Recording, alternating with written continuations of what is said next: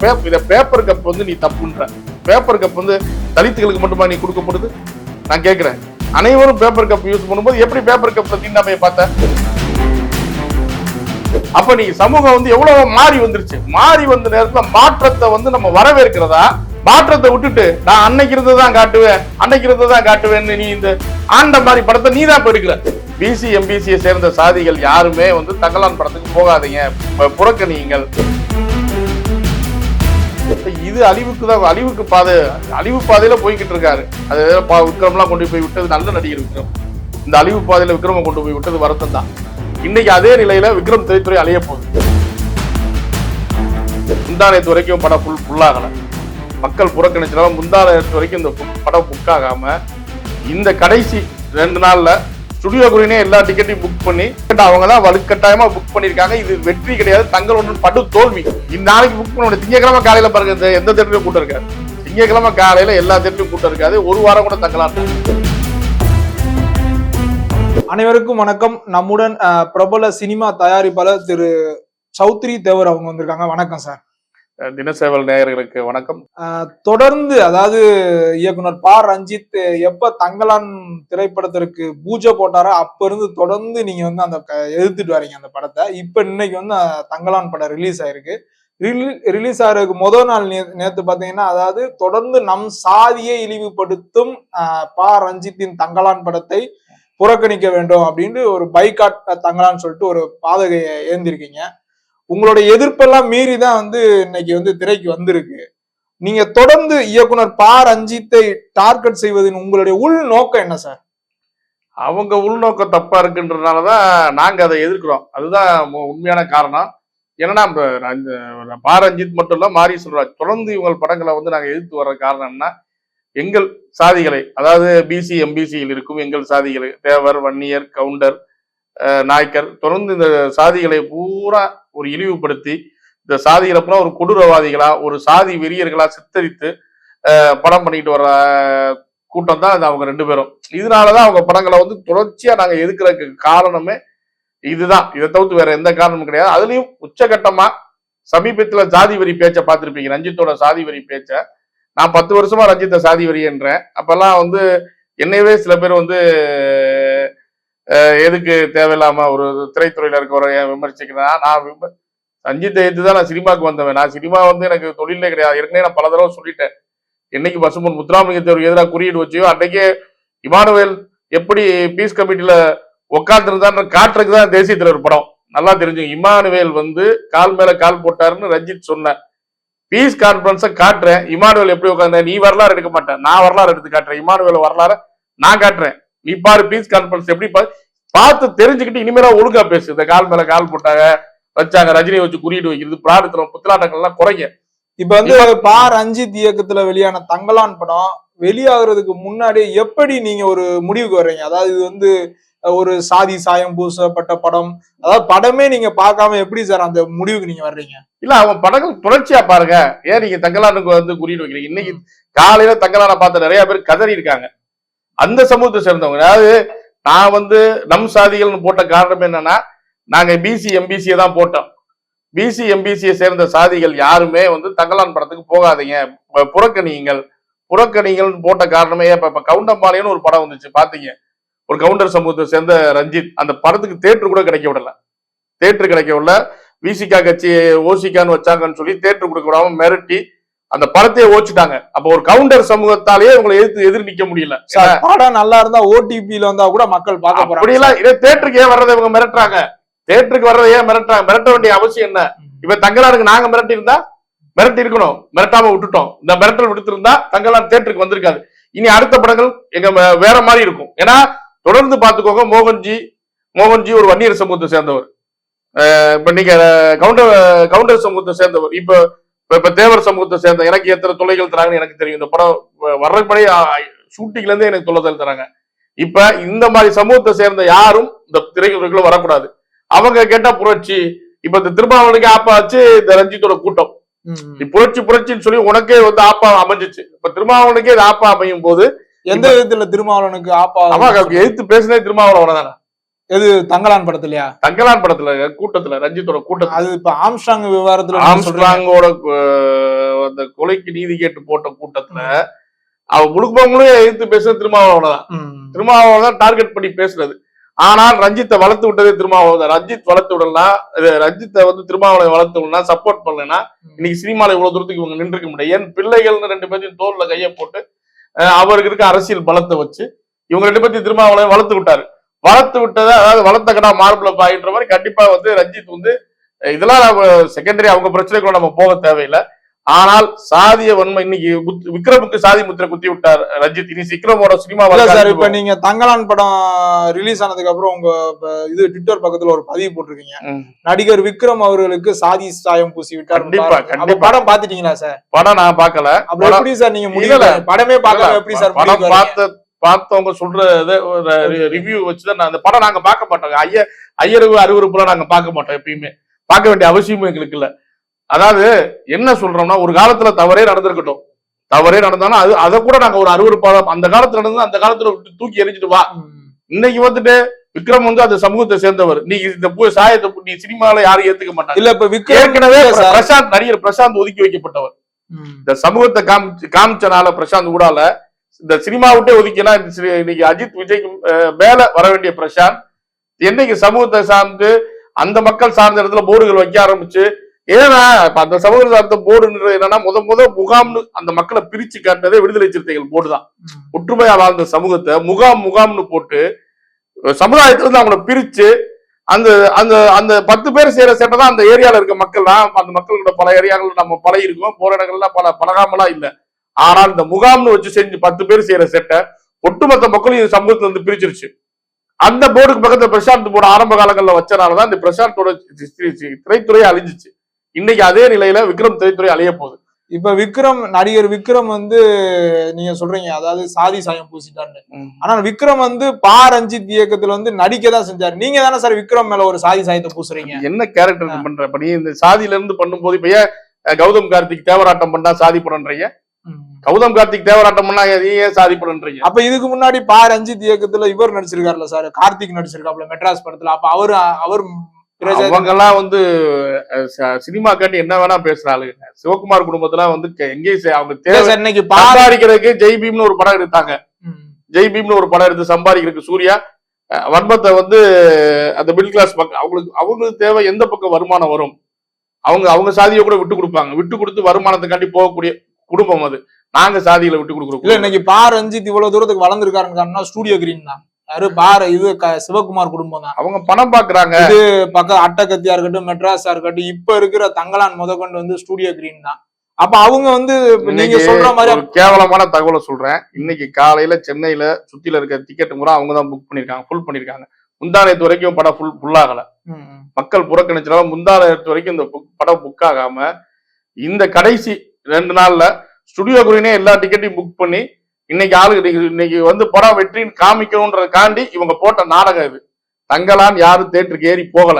இல்ல சார், அந்த ticket book பண்ண டிக்கெட் என்ன பண்றாங்க? அவங்க ஆளுங்களுக்கு கொடுத்து அனுப்பிடுவாங்க. இல்ல நீங்க சொல்றது ஒரு விதத்துல ஏற்றுக்கொள்ளதான். ஏன்னா இன்னைக்கு காலைல பாத்தீங்கன்னா ஆன்லைன்ல பாத்தீங்கன்னா பிற மாவட்டங்கள்ல பூரா தேட்டர் வந்து ஃபுல்லா சவுத்துல காலியா கிடக்கு. சவுத்துல உப்பு போட்டு சாப்பிடுவேன். அதுதான் சொல்றேன். கிட்ட இருக்கு சவுத்துல பூரா இந்த மக்களை கூட சொல்றேன். அவங்க இந்த மக்களே ஆதரவு தர மாட்டாங்க. இங்க இருக்க தேவேந்திரோட வேளாள மக்கள் கூட அவங்க, ஏன்னா அவங்க நான் எனக்கு பட்டியல் வெளியேற்றோம்னு கேட்கிறோம். இவங்க போய் கேவலப்படுத்தி படம் எடுத்து அவங்க கூட ஏத்துக்க மாட்டாங்க. இல்ல இப்ப விசிகாவினரே வந்து இது பா ரஞ்சித்துக்கு எதிரான ஒரு போக்கு வந்து இப்ப ஆம்ஸ்ட்ராங் அது அவங்களுக்கு வில்லங்கமா வரும்போது எதிர்ப்பு தெரிவிக்கிறாங்க. முதல் நாள் ரசிச்சாங்கல்ல. அப்ப வந்து இது வந்து ஒரு திட்டமிட்ட ஒரு எல்லாருமே அம்பேத்கர் பேரை வச்சு ஒரு பிரிவினைவாத அரசியல் பண்ற, தலித்திய அரசியல் பிரிவினைவாத அரசியல் பண்றவங்க. இது உண்மையிலேயே அம்பேத்கர் சொல்லி கொடுத்தாரான்னு உங்களுக்கு தான் தெரியும். அம்பேத்கரை காமிச்சு இவங்க தப்பு பண்றதுனால அம்பேத்கருக்கே கெட்ட பேர் தான் நான் சார். இப்ப நீங்க சொல்றத பார்த்தா அப்ப சென்னையில ஒரு பிம்பத்தை உருவாக்குறதுக்காக தான் வந்து நேற்று வந்து ஸ்டுடியோ கிரீன் வந்து எல்லா டிக்கெட் அவங்க தான் வலுக்கட்டாயமா புக் பண்ணிருக்காங்க. இது வெற்றி கிடையாது, தங்கள் ஒன்று படு தோல்வி. இல்ல சார், இது அவங்களுக்கு ஸ்டுடியோ கிரீனுக்கு தானே பெரிய லாஸ் ஆகும். ஏற்கனவே ஸ்டுடியோ கிரீன் அதை காமிச்சு ப்ரொமோட் பண்ணணும்ல. நாளைக்கு ஓடிடிக்கு போகணும், காசு பார்க்கணும், அதை வச்சு ப்ரொமோட் பண்றதுக்காண்டி ஒரு சில ட்ரிக் பண்றாங்க சார். இன்னைக்கு படம் அதாவது டெய்லி எத்தனை நாளைக்கு சார் அவங்களால புக் பண்ண முடியும்? நாளைக்கு புக் பண்ண முடியாதுல்ல, இது தோத்துரும்ல. நாளைக்கு புக் பண்ண முடியும். திங்கக்கிழமை காலையில பாருங்க, எந்த தேட்டர்லயும் கூட்டம் இருக்காது. திங்கக்கிழமை காலையில எல்லா தேட்டர்லயும் கூட்டம் இருக்காது. ஒரு வாரம் கூட தங்கலான்ட்டாங்க. இப்ப தங்கலான் பாத்தீங்கன்னா இப்ப பலர் இப்ப ஒரு சிலர் வந்து வெளியே கருத்து தெரிவிக்கல பாத்தீங்கன்னா இது சிறந்த படைப்பாளி விக்ரம் வந்து நடிப்பு அருமையா இருக்கு, கேஜிஎஃப் விட நல்ல பிரம்மாண்டமா இருக்கு. அதாவது நீங்க பாத்தீங்கன்னா கர்நாடகால இருந்து ஒரு கர்நாடகால இருந்து கன்னட மொழி பேசக்கூடிய ஒரு நடிகர் ஒரு இயக்குனர் அந்த படத்தை வெளியிட்டா இது சார்ந்த ஒரு பெரிய இதா வரவேற்கிறீங்க, கொண்டாடுறீங்க. தமிழ்நாட்டுல ஒரு தமிழன் இந்த படத்தை எடுக்கும்போது எதுக்கு உங்க கடுமையான ஒரு தமிழர்களுக்குள்ள ஏன் சார் இவ்வளவு பெரிய வேறுபாடு உங்களுக்கு? கேஜிஎஃப் நல்லா புரிஞ்சு. கேஜிஎஃப் ஒரு மக்களின் வழியை சொல்லுச்சு. அந்த மக்களுக்கு சாதி சாய பூசல, மிகப்பெரிய வெற்றி பெற்றுச்சு. ஏன்னா ஒரு மக்களின் வழிய நம்ம கண்ணீர் சிந்தனம். கேஜிஎஃப் பார்த்து அந்த பையன் சாகிற சீனா இருக்கட்டும், சில சீன் கொடூர சீன்கள்லாம் இருந்துச்சு. அதுல எதுலயுமே சாதி சாய பூசல. அவங்களை எதிர்த்து அடிக்கிற ஹீரோட்டையும் சாதி சாயம் இல்ல, வில்லன்டையும் சாதி சாயம் இல்ல. நம்ம அதை கதையா ரசிச்சோம். தங்கலான்ல கதைன்ற ஒரு இதே கிடையாது. வெறும் சாதிய ஓட்டத்தை காட்டணும். அன்னைக்கு மக்களோட அந்த சாதிய வாழ்வியல்ல இருந்த ஒரு, அதாவது லாங்குவேஜே தப்புன்றாங்க. லாங்குவேஜே ரொம்ப அந்த மக்களை இன்னைக்கு எவ்வளவு மாறிட்டாங்க, எவ்வளவு ஸ்டைலிஷா. இத பேப்பர் கப் வந்து நீ தப்புன்ற. பேப்பர் கப் வந்து தலித்துகளுக்கு மட்டுமா நீ கொடுக்கப்படுது? நான் கேட்கிறேன். தலித்துன்ற கூட நீங்க சொல்ற வார்த்தை அரசியல் வார்த்தை. தலித்துகளுக்கு மட்டும் நீங்க எதாட்டிக்கல பேப்பர் கப் கொடுக்கப்படும். அனைவரும் பேப்பர் கப் தான் யூஸ் பண்றாங்க. அனைவரும் பேப்பர் கப் யூஸ் பண்ணும்போது எப்படி பேப்பர் கப்ல தீண்டாமையை பார்த்த? அப்ப உன்னோட வன்மம் என்னன்னா, நீ பேசணும்னு பேசுற. இதே பேட்டியில ஒரு அஞ்சித் முன்னாடி சொன்னதுல சில கடைகள் சாதி பேர்ல இருக்கு, அந்த கடைகள்ல போய் நான் சாப்பிட மாட்டேன்னா, சென்னையில அதிகமா இருக்குது தேவர் ஹோட்டல். நீ அந்த கடைகளை நீ குறிப்பிட்டு எவ்வளவு வன்மமா நீ சொல்ற. அப்ப உன்னோட எண்ணங்கள் பூரா மாட்டுக்கறி கடை ரோட்டுக்கு வரணும் சொல்றதெல்லாம் பாத்தீங்கன்னா, இப்ப மாரி செல்வராஜ் சொல்லும் போது நீங்களா எது எது தப்புன்னு நினைக்கிறீங்களோ அதெல்லாம் நாங்க விதைப்போம். அதாவது ஒரு இந்து மதம் சாஸ்திரம் எது எது தப்புன்னு சொல்லுதோ அதை நாங்க ரைட் ஆக்குவோம், கலாச்சாரத்தை சீரழிப்போம் அப்படின்னு ஓப்பனா சொல்றீங்க. அப்போ உங்களை நாங்க புறக்கணிப்போம், நாங்க ஓப்பனா சொல்லிட்டு போகிற. ரஞ்சித் பாத்தீங்கன்னா வலுக்கட்டாயமாக வந்து அரசியல் திணிக்கிறாரு. அதாவது ரஞ்சித் இயக்கத்துல வெளியான சார்பட்டா பரம்பரையா இருக்கட்டும், மெட்ராஸ்லாம் வந்து பொதுவா வந்து எல்லாரும் பார்க்கக்கூடிய படமா இருந்துச்சு. என்னைக்கு ரஞ்சித் வந்து தன்னுடைய அரசியலை வலுக்கட்டாயமா திணிக்க ஆரம்பிச்சாரோ அதுக்கு பின்னாடிதான் அவருடைய படங்கள் வந்து சரிவை நோக்குது. இப்ப வந்து பாத்தீங்கன்னா நட்சத்திரம் நகர்கிறது, அது மிகப்பெரிய தோல்வியை சந்திச்சு. இப்ப தங்கலான் கூட இப்ப மக்கள் பார்த்துட்டு வந்து ஒரு சில மக்கள் என்ன சொல்றாங்கன்னா, படம் நல்லா தான் போயிட்டு இருக்கு, ஆனா ரஞ்சித் வந்து வலுக்கட்டாயமாக அவருடைய அரசியலை வந்து உள்ள திணிக்கிறாரு, அதனாலதான் படம் பிடிக்கலன்ற. அந்த அரசியல்னால என்ன லாபம் இருக்குன்னு நான் கேட்கிறேன். இன்னைக்கு இருக்க சமூகத்துல இன்னைக்கு இருக்க வெற்றியை காட்டு, அந்த மக்களோட இன்னைக்கு வாழ்வியலை காட்டு, அந்த மக்களோட சக்சஸ காட்டு. அந்த மக்கள் வந்து இந்த ஒரு 30 வருஷத்துல, நான் சொல்றது இந்த 30 வருஷத்துக்குள்ள நீங்க எல்லாம் தேவர் மகனை சொல்றீங்க, சின்ன கவுண்டரை சொல்றீங்க, நாட்டாமையை சொல்றீங்க. அந்த படத்தெல்லாம் ஒரு சீன் கூட தப்பான சீன் கிடையாது. வாட்டாக்குடி இரணியன் நீங்க பாத்தீங்களா பாக்கலையான்னு தெரியல. வாட்டாக்குடி இரணியன்ல ரகுவரன் நடிச்சிருப்பாரு ஒரு சீன்ல. ஒருத்தர் உள்ள வருவாரு, இன்னொரு ஒரு முரளி நடிச்ச வாட்டாக்குடி இரணியன்ல ஒரு கேரக்டர் உள்ள வருவாரு. உள்ள வரும்போது இரணியனை எல்லாரும் சமம்னு சொல்லிட்டாரு, துண்ட தோல்ல போட்டு வருவாரு. அப்ப ரகுவரன் இப்ப ஊர்ல எல்லாத்தையும் கெடுத்து வச்சிருக்கா இரணியன்னு சொல்லும்போது அவர் பார்ப்பாரு. பார்த்தோடனே அவர் துண்டு எடுத்து கக்கத்துல சொருவாரு, காலில் செருப்பை பார்ப்பாரு. செருப்பை பார்த்துட்டு கழட்டி போட்டு என் முன்னாடி உட்கார்றான்னு பாரு, உட்கார்றான் மிரட்டவுமே கீழே உட்காரும் போது அப்ப அந்த ரகுவரன் ஒரு வார்த்தை சொல்லுவாரு. அந்த வார்த்தை என்னன்னா, இந்த பயம் உடம்புல ரத்தத்துல ஓடுது, இது நீ வந்து மரியாதை கேட்காத, அது ஒரு அது வார்த்தைகள் கேட்கும்போது நமக்கே அது கொஞ்சம் ரொம்ப ஓவரா இருக்கும். அந்த சீன்லாம் அப்ப எப்படி சென்சார்ல அலோவ் பண்ணாங்கன்னு தெரியல. அந்த சீன் ஓவரா நமக்கே ஓவரா தெரியும். அப்படி ஒரு சீன் எனக்கு தெரிஞ்சு ஒரு படத்துல கூட கவுண்டமணிக்கு சிரட்டையில காப்பி கொடுக்க சொல்லுவாங்க மனோரமா, அதுக்கு பதிலடி கொடுப்பாரு அவரு. பணம் வந்துட்டா நான் உனக்கு ஈக்குவல் ஆயிருவேன், நான் அப்புறம் கப்புல சாப்பிடுவேன், அது இதுன்னு சொல்லுவாரு. அது கூட அந்த இடத்துல ஈக்குவல் முடியும். இந்த சீனை வந்து ரொம்ப வல்கரா வச்சிருப்பாங்க. அந்த சீனுக்கு நாங்க கூட ஆதரவு தர மாட்டோம். அப்படிப்பட்ட சீன்லாம் நீங்க சொல்ல மாட்டேங்கிறீங்க. இப்ப நான் ஆதிக்க சாதின்னு சொல்லி இப்ப ஒரு சீன் நான் அந்த மாதிரி ரகுவரன் மாதிரி ஒரு சீன் வச்சனா நீங்க ஏத்துக்குருவீங்களா? கக்கத்துல சார் அன்னைக்கு சமூக பெரிய இல்ல, இன்னைக்கு சட்டத்தோட வலிமை அவங்க கத்துக்கிட்டாங்க.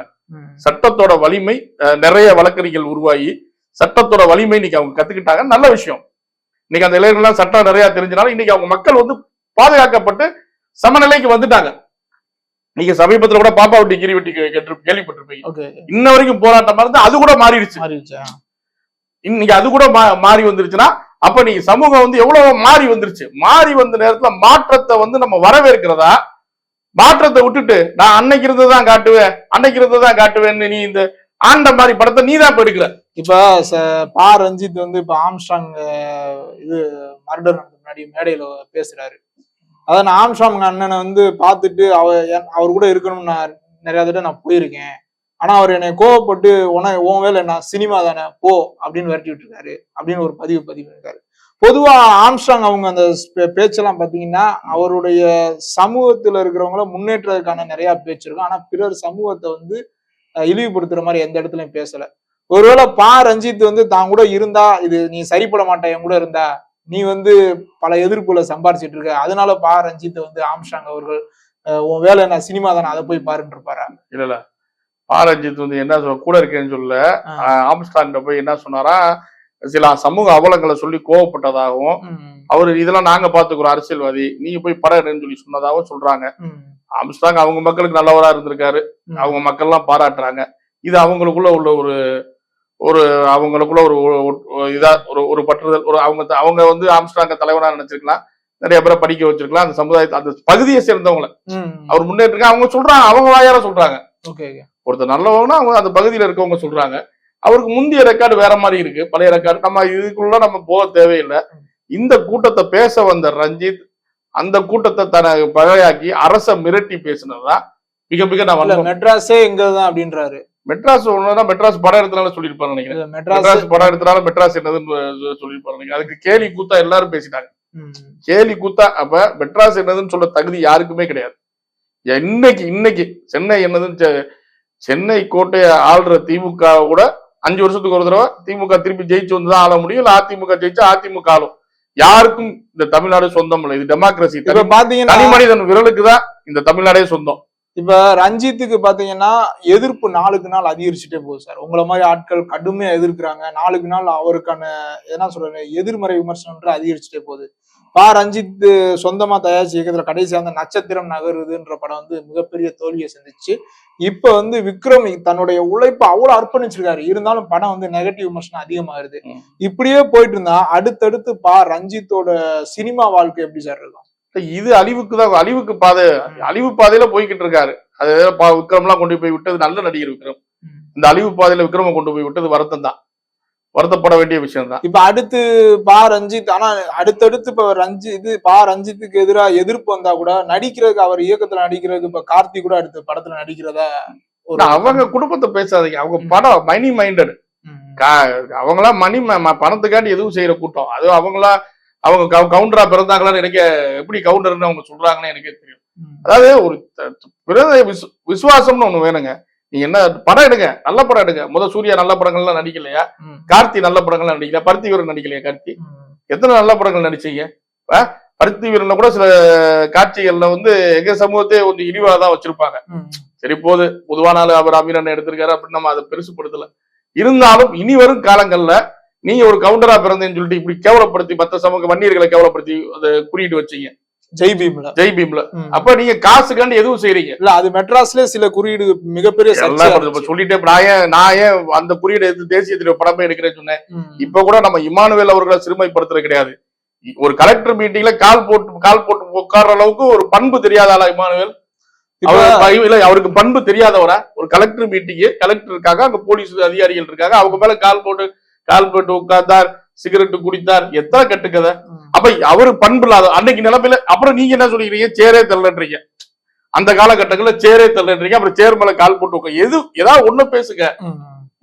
அப்ப திருமாவளவன் சொல்லும் போது சேர் தராததான் பிரச்சனை. யாரு? இமானுவேலுக்கு தேர் தராத பிரச்சனை. அப்ப நீங்க சொல்லும் போது என்ன சொல்ல? கால் மேல கால் போட்டா அந்த மாதிரி அவர் உட்காலன்று நம்ம நிரூபிக்கதான் நம்ம படம் எடுத்தோம்.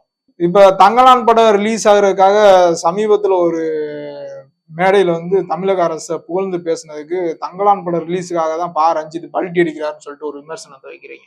அதாவது ஒரு அரசு வந்து நல்லா செயல்படுது, அதை பாராட்டுறாரு, அவ்வளவுதான். இதுக்கும் சினிமாவுக்கும் என்ன சார் தொடர்பு இருக்கு? நாங்க அரசு அன்னைக்கே அதாவது ரஞ்சித் அப்ப நீ அரசை குறை கூறும் போதே நாங்க அரசு சரியாதான் அந்த விசாரணையில இருந்துச்சு நாங்க சொன்னோம்ல. இப்பயும் அரசு சரியாதான் இருக்கு. அப்ப அன்னைக்கு நீ அரசை குறை சொல்லிட்டு தங்கலான் படம் ரிலீஸ்க்கு நெருக்கடின்னு தெரிஞ்சுக்கிட்டு அரசை பாராட்டுறது இது பச்சை இதெல்லாம் எப்படி சொல்றது? இதெல்லாம் வந்து ஒரு மேடை பேச்சுக்கு அழகா? மேடையில நின்று நீ வழிகாட்டுற, நீ புரட்சின்னு சொல்ற, நீ அடுத்த வாரமே மாத்தி பேசுறதுக்கு பேரா புரட்சி? உன் படம் ரிலீஸ் ஆகிட்டு மாத்தி பேசுறதுக்கு எப்பயும் ஒரே மாதிரி பேச. அன்னைக்கு சட்டம் சரியா கடமையா கரெக்டான குற்றவாளிகள் பின்னாடிதான் ட்ரேஸ் பண்ணி கரெக்டா கைது பண்ணி கரெக்டா போயிட்டு இருந்த விசாரணையை நீயா மேடை ஏறின, அது தப்பு. ஏன்னா திருமாவளவன் அன்னைக்கே அந்த அந்த டெத் அன்னைக்கே திருமாவளவன் சொல்லிட்டாப்ல, இந்த இதுல நிறைய இது வந்து சாதாரண குற்றவாளிகள் இதுல நிறைய பேர் இருக்காங்கன்னு. அது சொன்னதால திருப்பி நீ மேடையை போட்டு பேசுற.